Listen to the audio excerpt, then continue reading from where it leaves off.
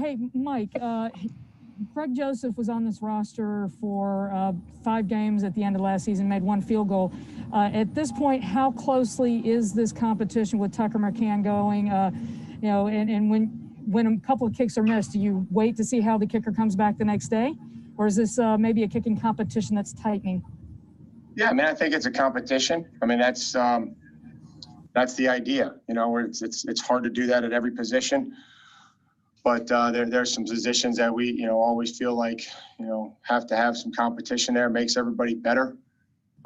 It's what we believe in. And, I think that those guys have done a good job. Greg made all, those extra points, are practically field goals now. And, so he was kicking. He kicked good for us last year when he came in. So obviously those pressure kicks that we had, some of those today, we got to continue to work on them and make them and as they get longer.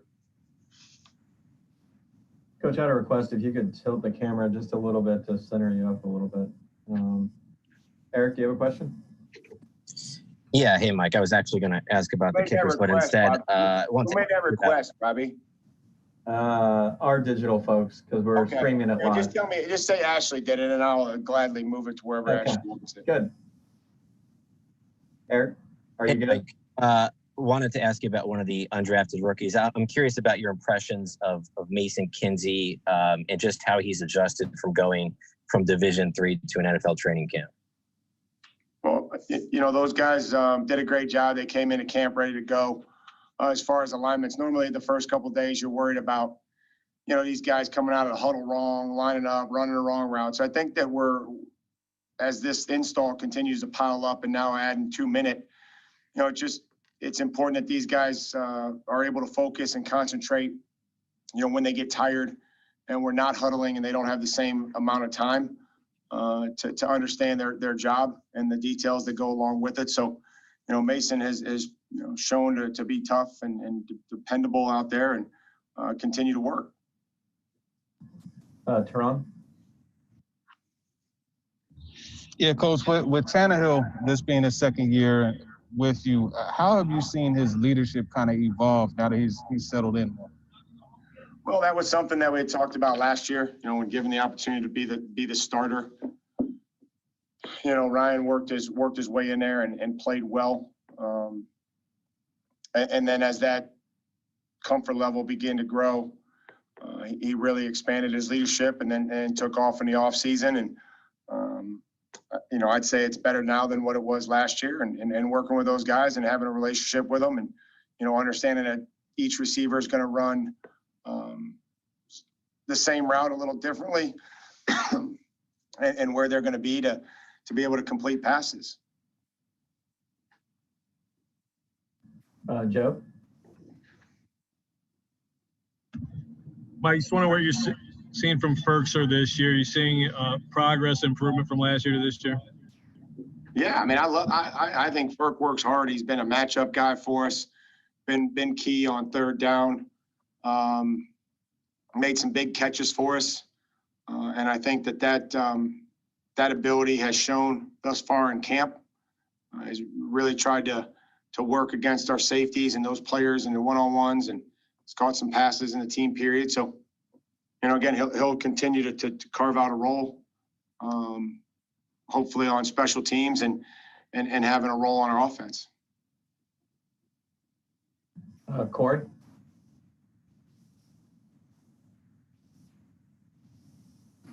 Hey, Coach. Just want to ask you about Khalif Raymond and the development of his game. We all know he can go get it. What else is he showing you he can do? Well, again, I think he's worked on his route craft. The thing with Khalif is he's not the biggest guy. And so, with that, sometimes they're going to try to create contact and try to knock him off his stride or press him. So I think he's worked hard at his releases. I think he's worked hard at running intermediate routes and having some really good route craft. And, as always, any receiver, can always improve his ability to catch the football and in traffic. Jim? Like, I know still a little ways off, and some players that are practicing now won't be with you when the season opener starts. But what's the process like as far as turning your attention to Broncos and maybe do some early prep for them? Coaches doing it, or what's that process like? We're trying to improve the Titans right now.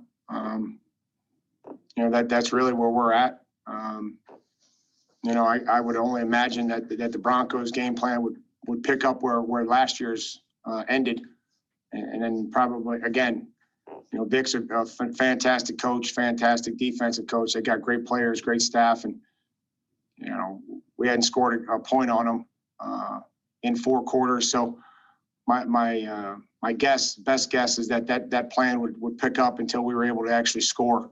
So we got a lot of improvement to do here. Paul? Hey, Mike. Wondering about Ryan's command of the offense, of the huddle, of everything. What level of command do you feel like he has of the whole deal, and how much does the whole offense and maybe the whole team feed off of that? We're trying to, create complementary plays. We're trying to get into the best play, but not get, too gimmicky as far as like, hey, having a play call, but not liking the look. And so I think he's improving on that. I think him and Arthur, their relationship is continuing to grow.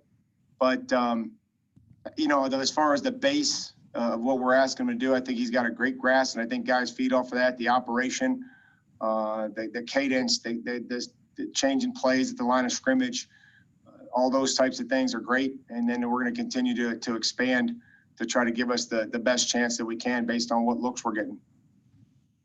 Does separately, I was wondering, I know this is weird. We saw Nate empty his stomach out there. I'm wondering if in COVID times there's any protocol for such a thing. If you thought about moving away from that, if you saw it, if it's different now than it usually would be. Well, I don't think that anybody would go, and I certainly am not going to get closer than 6 feet to someone's vomit. But I think everybody will get everybody gloved up and try to hose it off wherever it is. Thank you. John? Hey, Mike. Wondering if you could talk about Jeff Swaim a little bit, maybe what you guys are looking for from him and what kind of differentiates his skill set from maybe some of your other tight ends. Well, Jeff's played in this league. He's got experience. Had a really good workout when we worked him out. Felt like it was a guy that we wanted to work with. I think he's improved. I think he's learning our system. I think he plays with effort. And again, I think he's got to continue to find a role on special teams like most everybody else does, because, when you get kind of in some of those backup roles or niche type roles, he's shown that he can play on the line of scrimmage and kind of, also be a move tight end, but continuing to find a role for him on special teams and giving himself a chance to, to ultimately make the roster like everybody else. Terry? Could I get a follow-up there? Sure. Not on Swaim, but wondering if there's a good rate that you guys shoot for in completing what you would call deep passes. Is there is it a 1 for 4 good, 1 for 5, and that kind of situation? I mean, I think they call them 50-50 balls for a reason, but ideally that's probably not realistic. It's something that we have to continue to work on, continue to defend. Having the ability to, whether it's a fast guy and he's running away from somebody, or it's a bigger guy that we're going to have to, throw open or stack them. There's a lot of different techniques that go into those. They change momentum of the game. They change field position. But as far as having, a determining percentage that's going to, try to figure out if we're winning or losing, I don't think that there's a number. More the better, right? Terry? Mike, in terms of the defensive play calls and all, you'll obviously be on the field. Do you anticipate Shane maybe being up in the box to give you both vantage points for when you get ready to make the calls?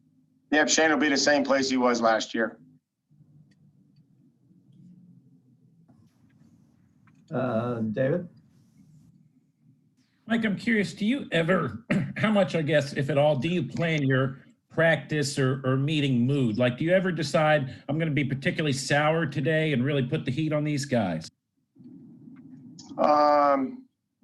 No, I try not to be fake, David. I try to be as real and as honest as I can and try to point out the stuff that we're doing well that we have to continue to do. Try to point out the things that when players carry over individual drills and group drills to team settings. Also try to point out when they had an opportunity to do that. Try to coach the situations, 2-minute things that come up, third down, red zone. Try to point to short yardage or missed tackles or ball taking care of the football. So I think that my mood is basically, just try to be as honest as I possibly can, and I'm going from there. Chris Harris? Hey, Mike, regarding Ryan so far in camp, how would you rate his accuracy? I think that everybody's skill set can always be better and can always continue to improve. But I think that, there's some throws that he'd like to have back. There's some that I felt like were out in front of guys that we should have had that maybe we dropped. And, it's about timing. It is certainly about accuracy and making sure that guys are in the right place at the right time and being decisive as well. Sometimes you get those zone coverage looks and you need to be decisive. Corey?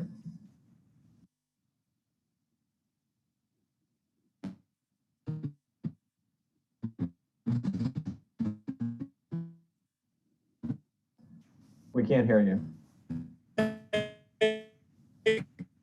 Coach, whether it's week one, what do you look for in the practice ready? You can't hear me?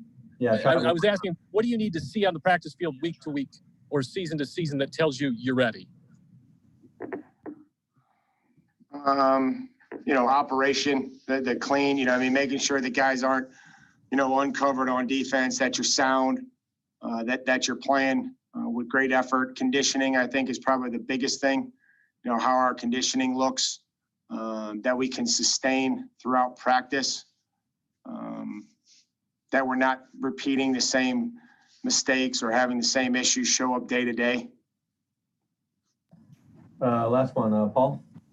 Wanted to circle back on the command idea. How about Ryan's level of mastery of this whole thing at this stage?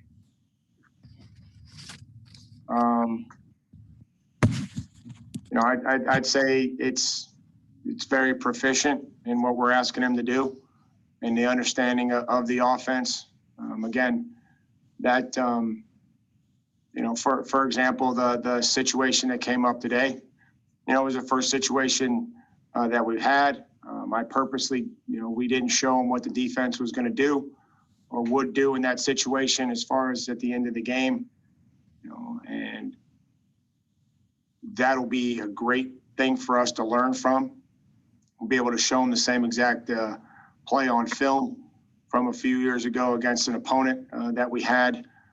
But again, I think for the first and second and the third down proficient, mastery, like you call it, of the offense, I think it's very proficient. I'm very happy with his grasp of what we're trying to get done. The example you're talking about is when the clock ran out in the 2-minute? Correct. Thank you. Coach, I lied. One more, Jim, and that'll be our last one. Like I imagine it's different for everybody. I didn't really count Paul's question as the last one, so this will probably be the last one. Appreciate it, Mike. You're welcome. I imagine it's different for everybody, but what does an off day look like around the facility? From practice, that is, when you're not practicing tomorrow. Oh, we'll get them some recovery. They'll eat, they'll go in and see Chris and Marilyn and, Irene, Anwar, they'll get some breakfast. We'll meet, we'll have squad meeting, special teams meeting, O&D meeting. There'll be lunch, so we're really focused on just trying to get their legs back, their bodies back, treatment, and try to get some of these, just details cleaned up. Continue to hammer home these details of whether it be the situations that happened today in practice or, you know, some of the new plays that we may be installing. Thanks, Coach. Yep. Thank you, guys. Have a great day.